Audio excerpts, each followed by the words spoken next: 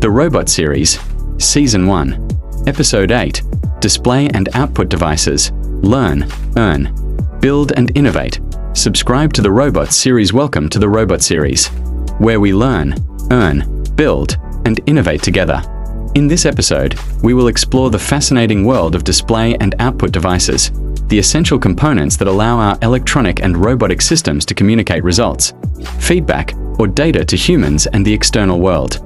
Without output devices, we would not be able to visualize or understand what our microcontrollers and sensors are doing internally.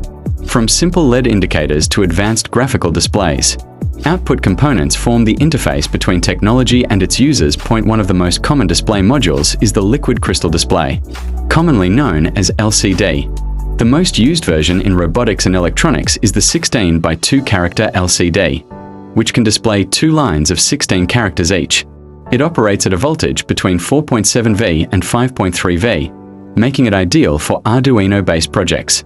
Each character is formed from a 5 by 8 dot matrix, and the module can either be controlled using a parallel connection with several digital pins or through an I2C adapter that simplifies wiring to just 4 pins: VCC, GND, SDA, and SCL. The backlight of the LCD usually draws around 15 to 20 milliamperes, allowing clear visibility in low light. This display is excellent for projects like thermometers, timers, counters, or tachometers where real-time information needs to be shown, moving from LCDs to OLED displays. We encounter technology that uses organic light-emitting diodes to produce images without a backlight. OLEDs operate between 3.3V and 5V, with very low power consumption and incredibly high contrast. A common model, the 0.96-inch 128 by 64 OLED, uses the SSD 1306 driver IC and communicates via I2C or SPI protocol. Each pixel lights up independently, which produces vibrant and deep contrast levels.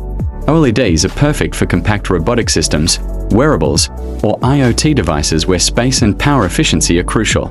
They are also used in drones, small automation systems, and smart home devices to show system status or sensor data. Another critical interface in embedded systems is the serial monitor, which functions as a virtual output display.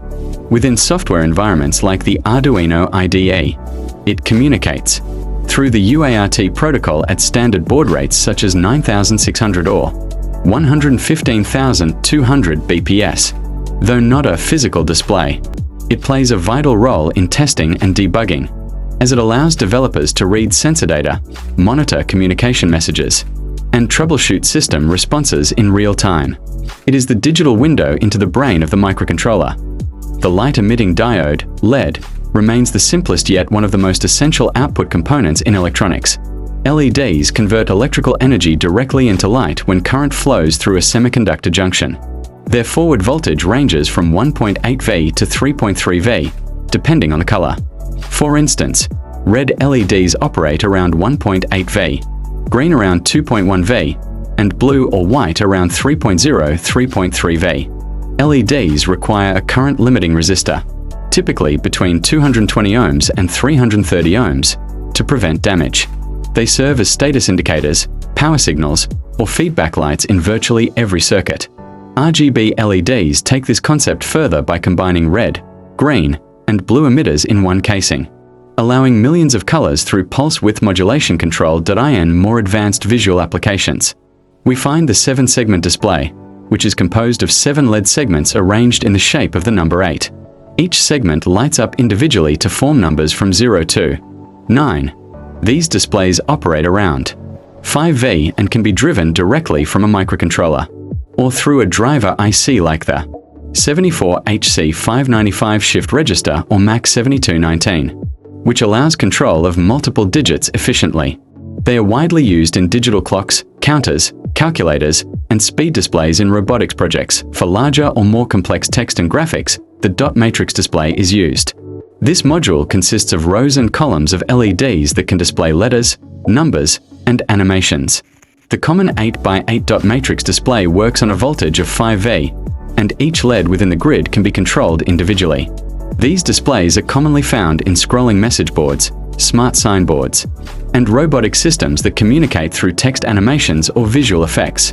When projects demand full color and detailed graphical displays, TFT, thin film transistor, displays are used. A popular example is the 2.4-inch TFT display, capable of showing 65,000 colors or more at a resolution of 240 by 320 pixels.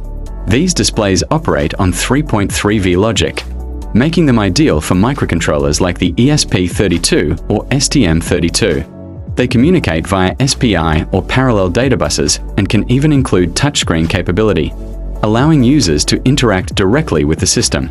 TFT screens are commonly seen in human-machine interfaces, control dashboards, and portable embedded systems. Another important output device is the buzzer, which converts electrical signals into sound. Buzzers are classified as active or passive types.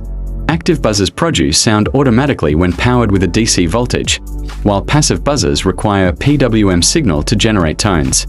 They typically operate between 3V and 12V and draw low current, about 10 to 30 milliamperes. Buzzers are used for alarms, notifications, and audio feedback in robotic systems.